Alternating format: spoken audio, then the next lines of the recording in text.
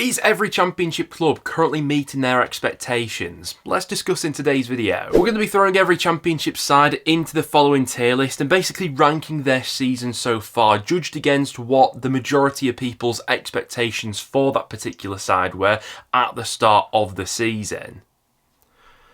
Where would you personally place your championship club within this tier list? Let me know down below. And if we could hit 400 likes on today's video, that would be massively appreciated as well. But without any further ado, let's jump in. Starting out with Blackburn Rovers, they're definitely still operating above expectations. Have tailed off slightly prior to this latest international break. I think they have lost 5 of their last 8 league matches, but a good win for them before the international break away at Cardiff. And especially considering their expectations at the start of the season, a lot of people had them in a relegation scrap after how reliant they were on Sammy Szmodics from last season, but they've restructured that starting 11 quite well.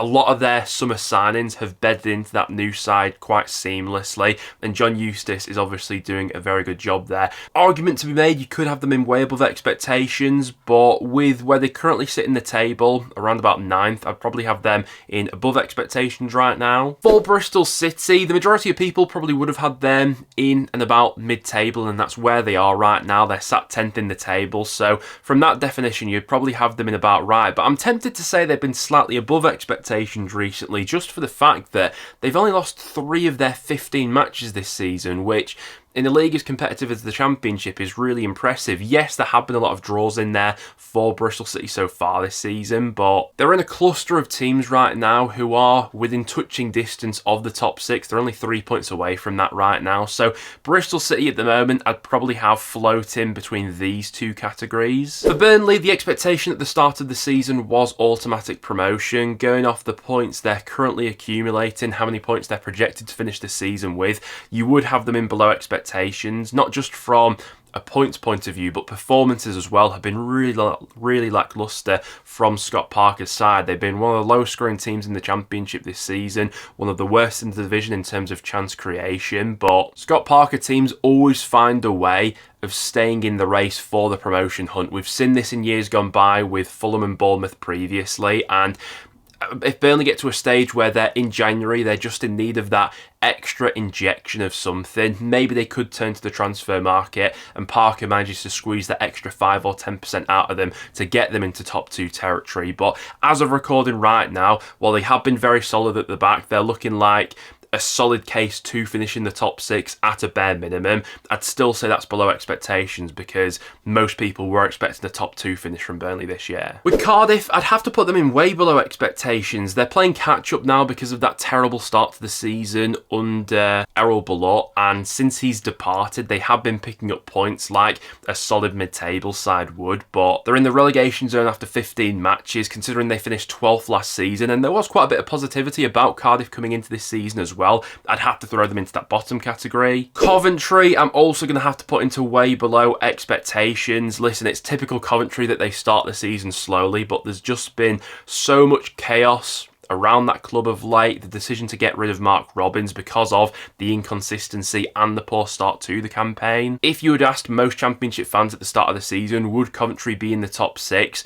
I'd say probably 7 out of 10 of people would have probably said yes at the start of the season. The fact they're nowhere near that conversation right now, it means I'd have to put them in that bottom category. But Derby, definitely above expectations so far. It looks like they're capable of delivering a solid mid-table finish, which I think would be above what most Derby fans had expected from the start of the campaign. I think the main prerogative for Derby and all of the newly promoted sides this season was just to avoid relegation. That is still very much the remit for Derby. While they are sitting in mid-table at the moment, they're only 4 points above the relegation zone, so one bad run of form can absolutely drag you into the scrap, but right now I'd say they're operating above expectations. Hull City, I'm going to put in way below expectations. They were on the cusp of finishing in the top 6 last season, and they're currently only outside of the bottom 3 because of their goal difference. Injuries haven't been kind to them so far this season. They've lost two of their most influential players for the remainder of the campaign, which is going to be an absolute hammer blow for them. But given how ambitious Hull have been since the new ownership has come in, the levels they were operating at last season, and just comparing them pound for pound performance-wise,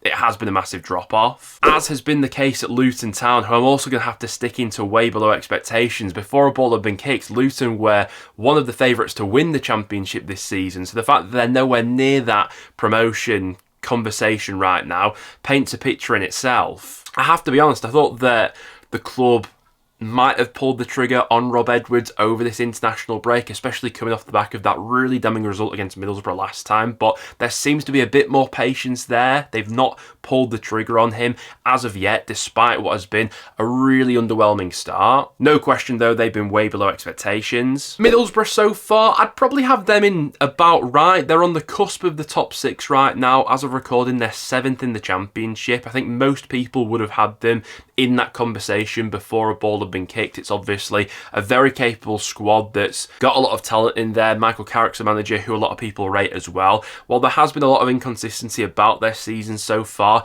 prior to the international break, they put together two really strong performances. They've been scoring a lot of goals recently as well. They're only outside the top six by 1 point. I'd have Middlesbrough about right for where they're at compared to expectations. Millwall, I'd have to have in above expectations. Really impressive campaign, especially with the run that Neil Harris's side have put together of late. A lot of 1-0 wins in there for Millwall this season. I think the general expectations for Millwall this season was probably lower mid-table. I think that's where the vast majority of people probably predicted Millwall to be this season, but they're looking like a side who's capable of punching their way in the top half of the Championship, potentially with that in them to go for the top six this season, which I mean could potentially place them in way above expectations. We did a video on Millwall a couple of weeks back on the channel where we dived into them and why they could be a bit of a dark horse for this season, and yeah, going off their recent run, the points they've accumulated, their defensive record which has been really strong, I'd have to have them in that category.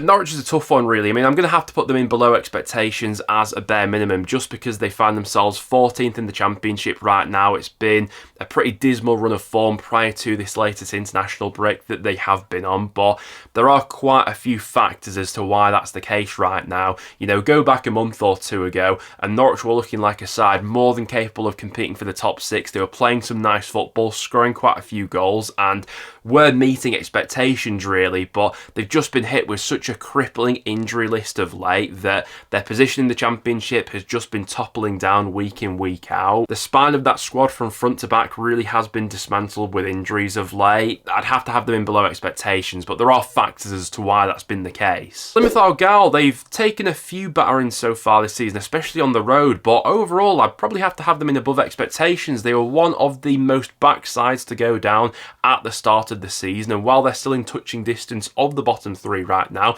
they're currently sat 18th, and if you were to offer Plymouth fans a finish with 18th come the end of the season, I think absolutely every one of them would snatch your hands off for that. I think the club probably has received a bit more definitely attention. I'm not sure whether flack's the right word as well, but they've had a lot more scrutiny on them this season, especially because it's Wayne Rooney in the dugout. We've just heard the news that there's going to be a documentary following him around this season as well, which sort of adds to the circus of it all. Home form's been brilliant though, and overall I would have them just about and above expectations. Portsmouth started to pick up just before the international break. Overall I would have them slightly below expectations though. Now they are looking like a more competitive Championship side, especially of late. It was a good win for them last time out against Preston North End, but based on the points they've accumulated after 15 matches, they're averaging less than a point per game and would be relegated with that record. They have shown that there is more life in them as of late, and if they continue to improve, they'll continue to climb this tier list, but as of right now, I'd still have them in slightly below expectations. And I'd have to throw Preston into that category as well, below expectations. It was a weird Campaign last time around under Ryan Lowe, we started the season off like an absolute house on fire. We were top of the league at one point, but last season performance levels from November onwards were very much like a side who could be scrapping it out in the bottom region of the Championship, and that's sort of what we've seen so far this season. Chaotic start to the season with Ryan Lowe leaving after one game. We had initially a bit of a bounce under Paul Heck in bottom, but results have dried up of late, and away form has been a real problem for us in recent matches. We're only outside the bottom through on goal difference right now. I've got faith in Heck in bottom that he will manage to turn things around, but expectations from the start of the season, what we've been served up with so far, you'd have to say it has been below expectations, especially considering since we've been back up in the Championship, we've never really been involved in a relegation scrap, but this season, it looks like that could be a real possibility. QPR, I'd have to have him way below expectations. It's been such a disappointing start to the campaign for Marty Cifuentes' side. A lot of expectations at the start of the campaign that QPR would be able to kick on this season after a really solid second half of last season, but they're currently sat rock bottom of the league. 1 win in 15 is absolutely dreadful, 10 points from 15 matches as well. I've still got faith that he'll be able to turn things around there, but we're getting to a point now where I am starting to get seriously concerned. Sheffield United, I'd have it above expectations. Pound for pound, they've been the best team in the Championship so far this season, if you do wipe off that 2-point deduction, and there was a bit of a feeling of uneasiness around the Blades before a ball had been kicked this season. There were conversations being had around Chris Wilder, whether or not he was a failing force in the Championship. The team as well had to have such a transition from what was such an awful season in the Premier League last time around, but they've been really good so far. Defensively, one of the best units in the Championship. They're picking up points on a regular basis, and they're such a hard side to beat. So no questions, they're above expectations right now for me. Sheffield Wednesday, they've had ups and downs throughout this season so far, have had a couple of ruts, but they've always managed to come out on the other side of those runs, and pound for pound I'd probably have them in about right for how they've performed so far this season. It's steady progress from last season, where they were obviously engulfed in that relegation scrap, which Danny Roll managed to take them away from. Steady steps of progress this season, I think, is the mantra at Sheffield Wednesday. I'd probably also say Stoke City are probably about right where they are in the league table right now. Results on the board after 15 matches for what a lot of people thought Stoke would be this season. Obviously, they've not quite got there the way a lot of people thought after getting rid of Steven Schumacher, but prior to the international break, it was a nice run of form that they've obviously gone on. Tom Cannon's hitting a bit of form in a Potter shirt right now as well. I think Victor Johansson has proven to be a really good signing for them on top of that as well. There's still a long way for Stoke to go before they can prove themselves as an outfit that's capable of maybe going on one step further and pushing for the top 6, but right now I'd say they're definitely matching expectations at the very least. Sunderland, no question whatsoever, they have been way above expectations. I don't think anyone really saw this coming at the start of the campaign after how badly the second half of last season was. It was relegation form they were averaging sort of from January onwards last season. They've just been a breath of fresh air in the Championship this season. Ridgely Breeze, brilliant impact in the Championship. How many of their youngsters are really coming to the forefront of that side right now? They're an enjoyable team to watch on the eye. Defensive records have been really good this season, and the goals have been fairly well spread out throughout the team as well, which I quite like. They're no longer as, I wouldn't say one-dimensional is the right word, but they're not as overly reliant on one player, whereby, you know, last season you could point towards Jack Clark as that player who they were sort of lost without. I don't quite get that same impression from Sunderland this season. I think they're a more well-balanced side, and they're reaping the rewards of that right now. Swansea, I'd probably have them in about right after 15 matches. They've had a few ups and downs throughout this campaign. It was quite a fast start to the season with some of the results they picked on in their first sort of 5 or 6 matches. They then had that really bad run in the middle part of this season so far, where they went 5 games without scoring. Some really frustrating games dotted in throughout there, but they've managed to sort of come out on the other side of that recently. They're mid-table right now. That's probably where most people would have had them at the start of the campaign. Whether or not they've got enough goals in them especially to push for the top 6 and move up this tier list, we'll see coming out of this international break. Watford, I'd have to have him way above expectations. The fact that they're top 6 right now, after there was so much scrutiny on that side over the summer, and I think for valid reasons. Watford, since their relegation from the Premier League, it's sort of felt like they've been dwindling out really each season. I think their squad has been getting gradually weaker, but for whatever reason, they've just had this flying start to the season. I think that Tom Cleverley, considering this is his first ever managerial job, is doing such an underrated job within that Watford setup. They've had really good bounce back ability this season, whereby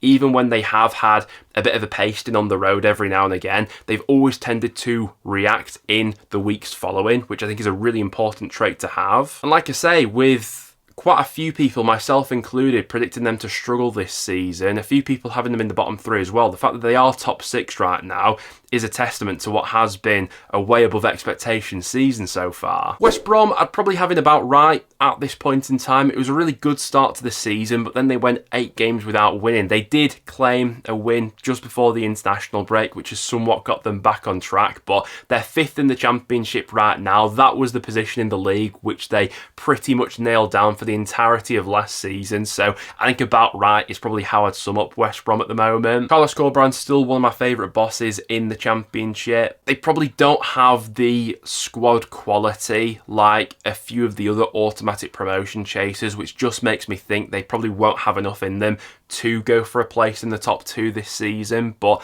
a top 6 finish is very realistic. I think they've probably been keeping pace with what a lot of people thought they would be so far. Oxford United, I'd have to have him way above expectations. The fact that they were the most tipped side to be relegated at the start of the season, practically everyone that had them finishing bottom of the table, and after 15 matches, they've not been in the bottom 3, I don't think, whatsoever this season, which is a real testament to that squad and Des Buckingham, despite some of the injuries they've been working with this season as well. Now, it is worth pointing out they have had a bit of a tough run recently. I think they've only won 1 of their last 10 matches, and if that pattern continues, they will find themselves dragged into this relegation scrap. And it is really close at the moment between the teams in the bottom 3 and those in mid-table, but taking everything into consideration, I'd probably have to have them in that way above expectations category. And then finishing it off with Leeds United, I'd probably have them in the about right category at the moment. They're just shy of keeping the pace with the teams in the top 2 at the moment, but